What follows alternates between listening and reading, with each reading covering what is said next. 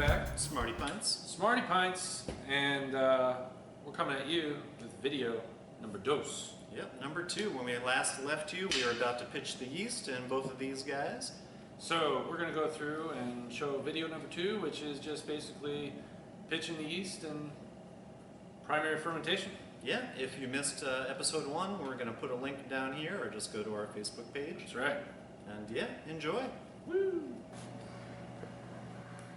Alright, well I just opened up the catalyst to pitch the yeast, and when I cracked up one side of the lid, this gasket came off. So I think this is the first thing that we found that's kind of crummy about this system.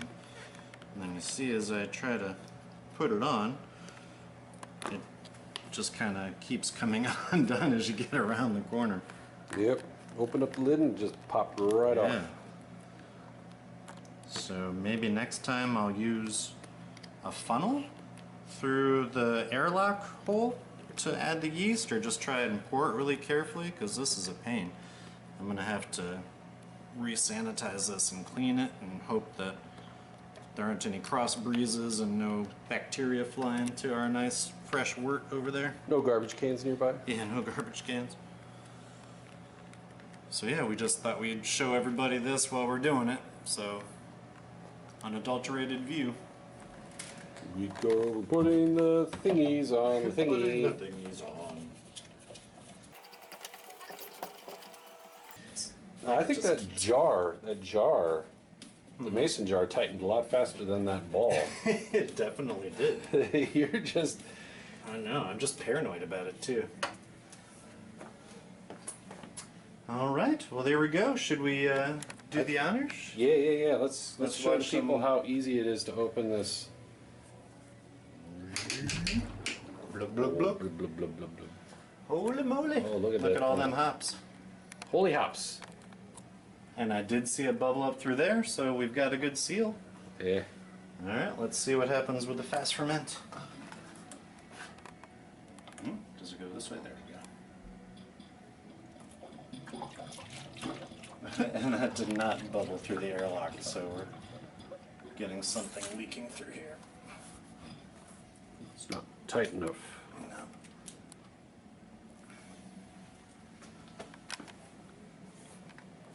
There they are. Yep, there they are. Alright, now listen, you two.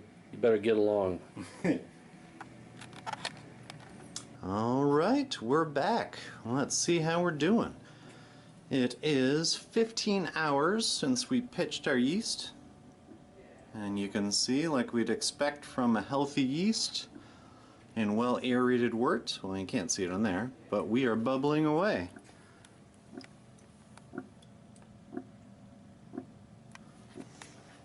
Now you notice that there is a blow-off tube on this guy.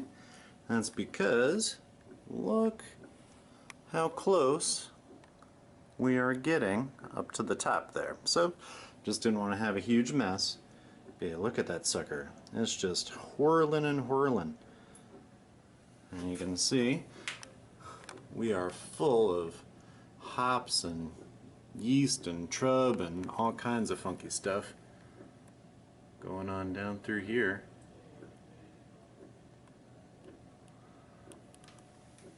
So it is kind of cool that it is see-through like that, as opposed to this guy over here where it's opaque and you can't quite tell what's going on. You can see we still have a ton of sediment. Because of the angle of the cone, the sediment over here on the fast ferment is a lot higher than it is over here on the catalyst, for what that's worth. We'll see if that translates to clearer beer making its way into the keg or not. Also notice that we are bubbling over here. When I got in this morning, it was not bubbling, so I actually had to remove this and apply Teflon tape in there to secure the seal. Just another difference between the two. I will hold off judgment on all of that until we are done and in the kegs and we do our final video on the subject. See you in a bit.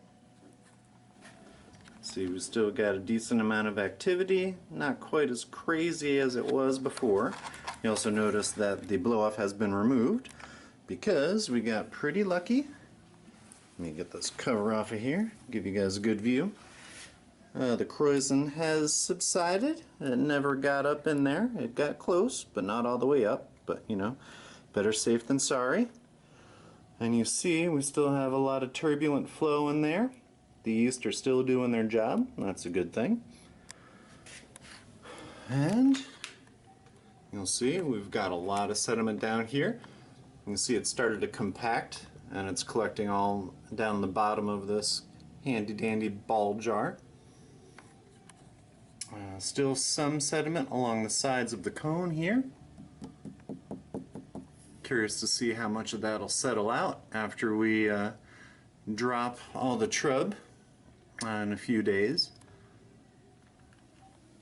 Alright, let's check this puppy out.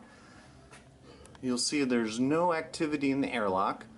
Despite putting Teflon tape around that seal, it's still not sealing properly. It's threads, man. Gotta stay away from threads. I do not like threads. I'm not talking about clothes. I'm talking about like screwing stuff in there. Threads.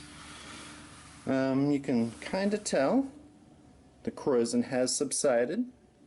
So I wouldn't be surprised if both these guys are on par as far as where they're at gravity-wise. And then you can also kind of tell there's not as much sediment. And you can see how much is down there in the collection ball. What you can see is there's some dripping. And like I said before, threads, man. Don't like the threads. It's leaking out around the threads. Whew.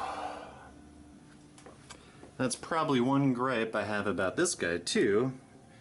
Despite how cool that ball jar thing is, that's still threaded. More importantly, it's threaded up there too.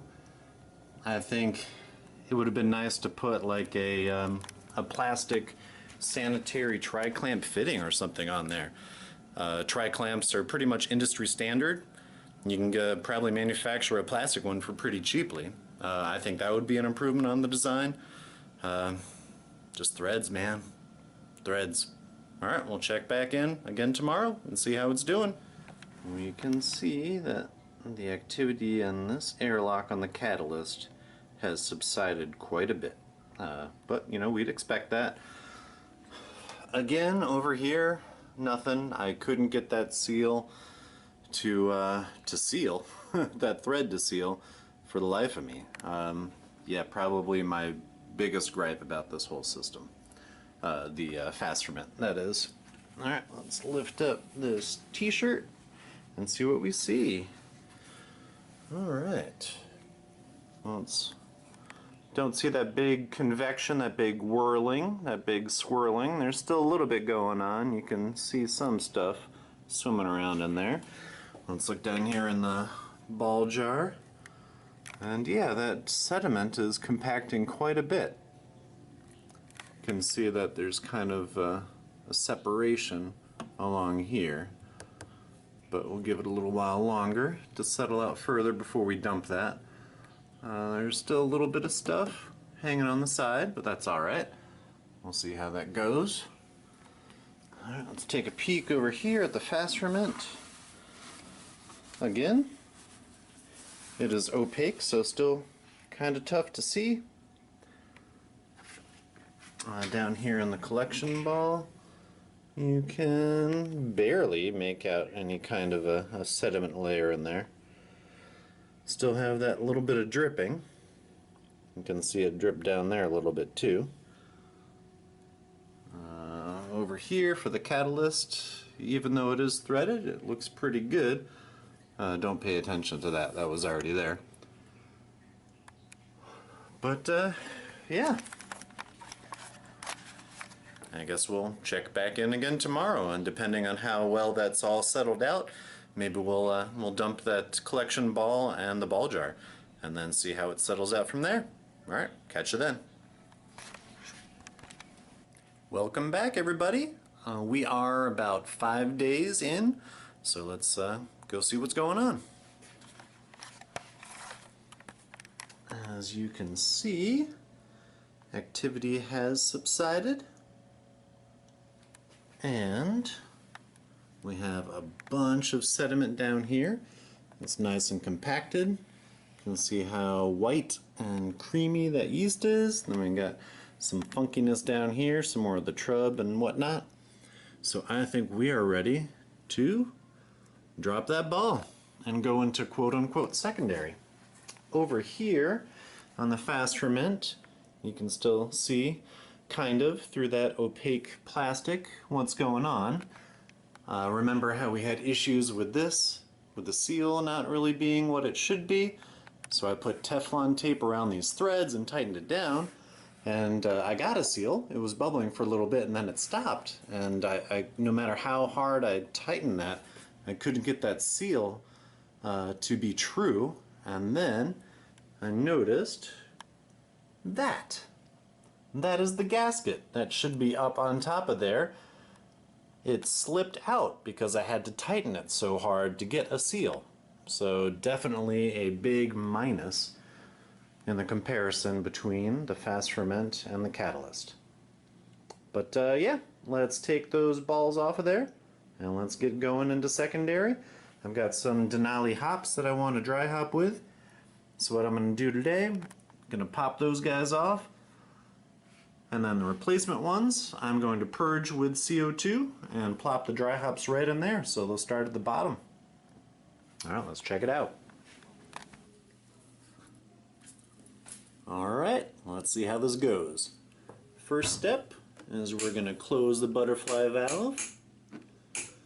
You notice I put this little bucket lid here just to catch anything that's going to spill, because I know something's going to spill. And then we should just be able to unscrew this, if I didn't screw it in there too tightly to begin with.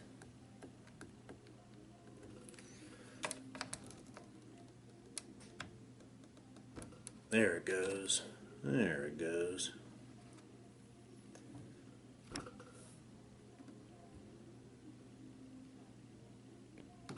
Ooh. All right. That's some yeast, all right. What would be nice is if the people over at Crafter Brew, when they were shipping out all these catalysts, is if they included a lid. That would have been a really nice addition. I know what you're thinking, that it's a ball jar, so you can find lids anywhere, but they included like a little siphon clamp with it, and they included an airlock with it. Just little things like that that you can find in most homebrew stores. I guess not all homebrew stores are going to have ball jars. Brew and Grow does, so I got lucky there, but I'm not really worried about saving and harvesting this yeast, but if I was, at this point, I would cap it up and put it in the fridge. But right now I'm just going to go get cleaned up and rinse and sanitize this sucker out. Alright, here we go. Nice and clean and sanitized. Must admit, I really do like that little hop logo on there too. That's pretty cool. And then Crafter Brew. Handy dandy bottle of Star San. It's not really radioactive, but that way I know it's not RO water or something in here. So, I'm gonna spray out this butterfly valve.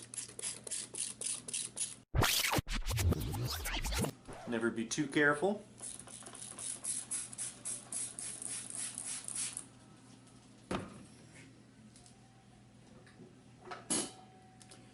So we're just going to evacuate this with CO2 because I don't want to attach it to there and open up that valve and bubble oxygen all the way through.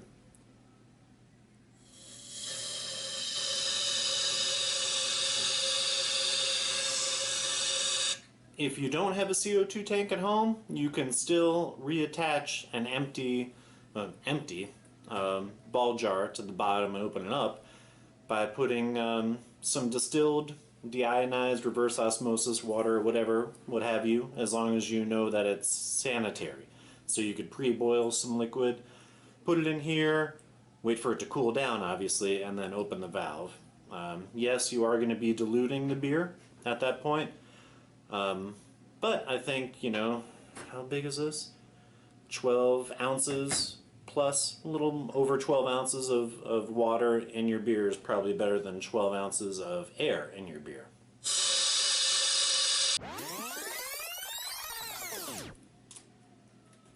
Now I'm going to open up the hops. You notice I evacuated it with CO2 before adding the hops, because this way, if I add the hops afterwards, if there's even a little bit of oxygen floating on the top there, the hops will push that up and out. At least it'll help displace a little bit more. Alright, here we go. Let's screw this sucker back in there.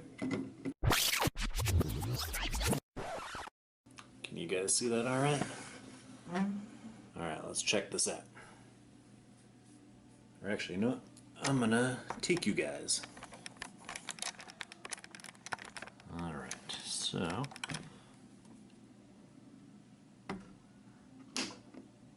Oh yeah, look at that yeast. Blub, blub, blub, blub, blub.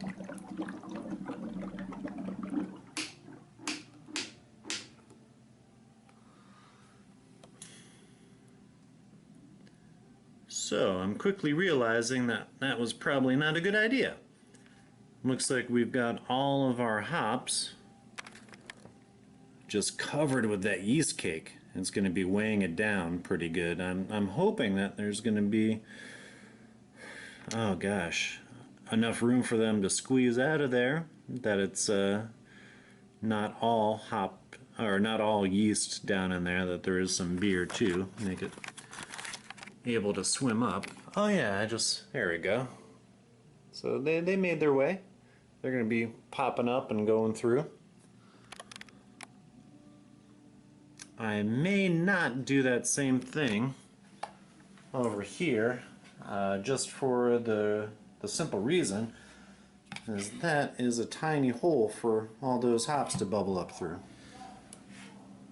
Oop, there you are. Alright, first we're going to close this. Alright. Now we are going to unscrew it. Let's see how we do.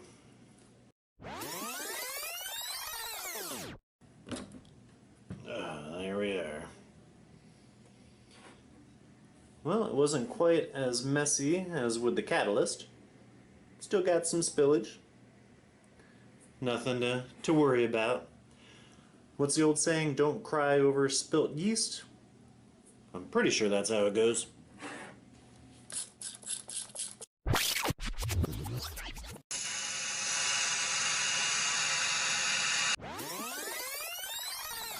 Teflon tape. Threads, man. Threads.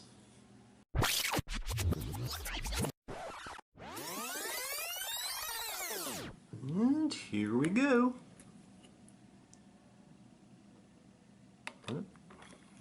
And here we go.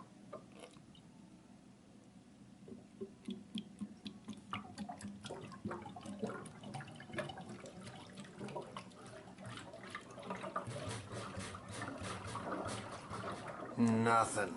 Nothing. But we're in there. And up yours, gasket.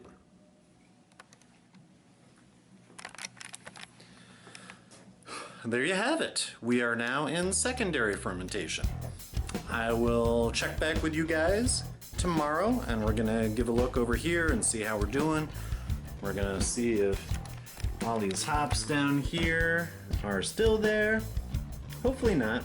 I have a good feeling that those are gonna break apart and just percolate and float all the way up through here so we can get all that nice hop aroma into this beer that we're aiming for. And as soon as I cut off the camera, I'm going to unscrew that and dry hop this guy. Catch you tomorrow.